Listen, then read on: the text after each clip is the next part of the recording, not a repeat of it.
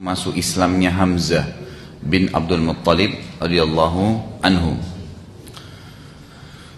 Sebelumnya sudah saya ingatkan bahwasanya, atau sedikit saya ingatkan, orang-orang Quraisy pada saat Nabi SAW berdakwah terang-terangan, mereka merasa terganggu, selalu datang ke Abu Talib untuk memberhentikan dakwah Nabi, tapi Abu Talib terus nolak. Akhirnya mereka melakukan dua kegiatan. Yang pertama mengirim Al-Mughirah, kalau anda masih ingat, yang berdialog dengan Nabi SAW, gitu kan? Tapi dialognya Mughirah juga ini nggak bermanfaat. Bahkan Mughirah akhirnya sempat terpengaruh dengan Nabi SAW, tapi tidak masuk Islam. Kemudian yang kedua, orang-orang Quraisy sepakat untuk menyusahkan Nabi SAW. Di antaranya dicaci maki, ya, orang-orang Islam banyak disiksa. Begitulah kurang lebih yang terjadi pada saat dakwah sudah mulai disampaikan secara terang-terangan. Pada saat itulah kaum muslimin sangat terdesak dan terganggu. Mereka tersiksa dari seluruh lini.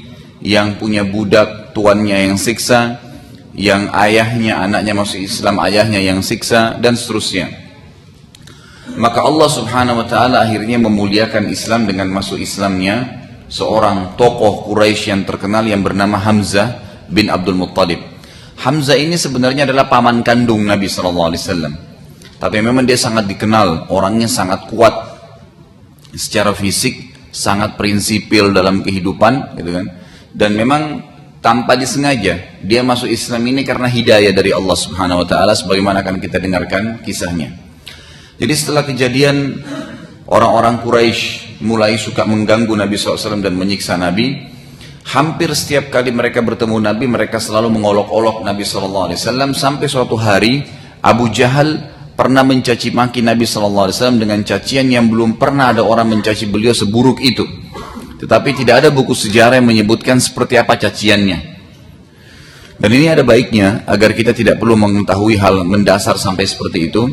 Sementara Nabi SAW dengan akhlak yang baik dan sangat mulia, beliau tidak pernah membalas cacian orang. Maka ada seorang wanita yang kebetulan dari Quraisy juga tawaf, juga wanitanya tidak disebutkan namanya siapa, mendengarkan cacian tersebut, dan wanita itu tidak sabar mendengar itu. Lalu wanita tersebut keluar dari Mekah dan menemui, kebetulan yang ditemui adalah Hamzah, paman Nabi SAW, itu masih dalam keadaan kafir. Yang pada saat itu kebetulan baru pulang dari berburu. Dan ada banyak buku sejarah jemaah sekalian menyebutkan Hamzah ini orangnya sangat kuat secara fisik, tinggi besar, dan kalau beliau berburu itu bukan berburu rusa, ya, seperti kita mungkin berburu hewan-hewan yang sederhana, enggak, ini berburunya harimau, singa, gitu kan. Jadi yang dia buru memang hewan-hewan buas dan sendirian. Setiap kali pulang dia membawa satu ekor harimau, dia membawa satu ekor singa. Memang orangnya sangat kuat gitu.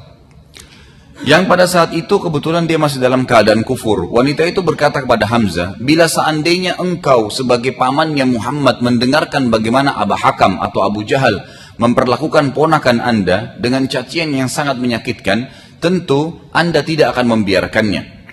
Lalu Hamzah berkata, apakah tidak ada orang yang menolongnya? Menolong Muhammad SAW? Kata wanita tersebut, tidak ada. Semua orang diam, karena yang bicara adalah Abu Jahal, juga ditokohkan di Mekah. Maka Hamzah radhiyallahu anhu segera menuju ke Darun Nadwa, tempat berkumpulnya orang Quraisy, di mana Abu Jahal dan teman-temannya lagi mengolok-olok Nabi SAW.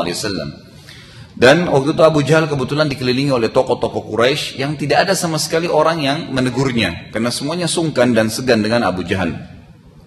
Yang terjadi jemaah sekalian, Hamzah datang langsung, tidak pakai ngomong, nggak tanya apakah kamu caci maki atau tidak, datang busur panahnya itu dipakai dihantamkan ke kepala Abu Jahal dengan keras sehingga kepala Abu Jahal berdarah. Seraya dia berkata, apakah engkau mencaci Muhammad sementara aku penganut agamanya? Kalimat ini yang kata para ulama adalah kalimat hidayah dari Allah. Dia nggak tahu kenapa dia ucapin. Jadi tiba-tiba saja dia datang, dia pukul kepalanya Abu Jahal. Abu Jahal kena lihat Hamzah takut, kan gitu, berdarah kepalanya. Lalu Hamzah radhiyallahu anhu menghadap kepada Quraisy dan berkata, siapa lagi di antara kalian yang berani melawanku?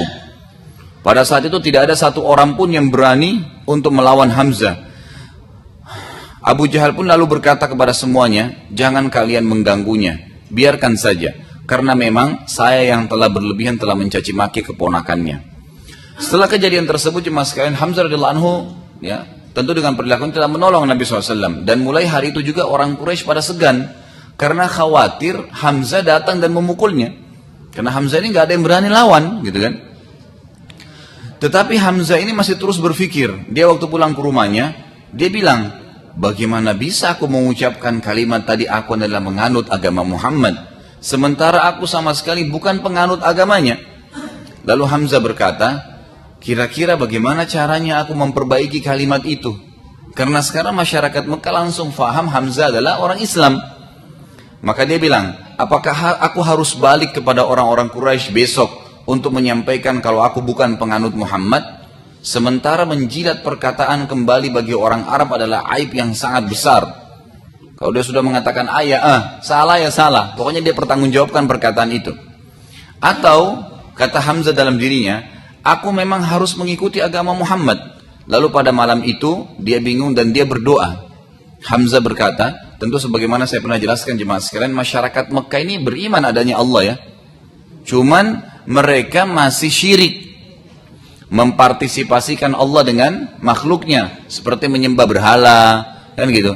Yang umumnya mereka lakukan batu-batu, ya dianggap ada pohon yang keramat, ada di antara mereka masih sembah api. Jadi semua ini adalah perbuatan syirik, mempartisipasikan penyembahan Allah kepada makhluknya.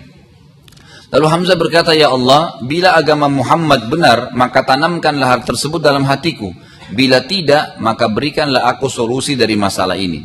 Lalu Hamzah merasa senang dan tenang dengan keyakinan tersebut, yang keesokan harinya ia mendatangi Nabi SAW dan akhirnya mengucapkan syahadat. Ya. Dengan masuk Islamnya Hamzah radhiyallahu anhu, maka Nabi SAW sangat senang dan merasa telah bertambah kekuatan dan penolong Islam. Dan perlu anda ketahui, setelah masuk Islamnya Hamzah ini, orang-orang Quraisy jadi segan sekali. Tidak berani lagi mengganggu Nabi SAW dan kaum muslimin. Karena Hamzah setiap kali menemukan ada orang Quraisy yang mengganggu satu saja orang Islam, bukan cuma Nabi, langsung dihadapi oleh Hamzah. Gitu. Jadi nggak ada yang berani mulai semenjak itu. Tapi mereka dari jarak jauh, atau misalnya yang punya budak, yang memang tidak dilihat oleh Hamzah, baru mereka lakukan. Dan perlu juga anda tahu, nanti kita akan pelajari di perang Uhud, Hamzah ini diberikan julukan, ya Asadullah, singahnya Allah.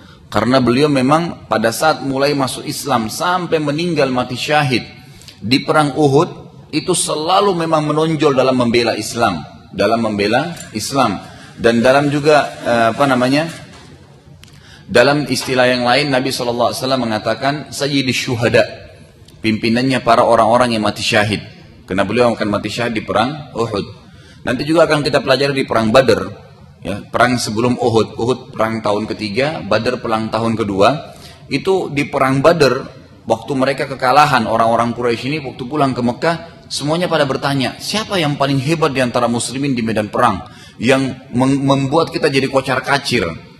Lalu ada pasukan-pasukan Quraisy yang anak-anak muda masih belum kenal Hamzah, mereka mengatakan ada satu orang yang umurnya sudah tua, tapi dia sangat kuat dan kekar, dan di dadahnya itu ada bulu burung merpati.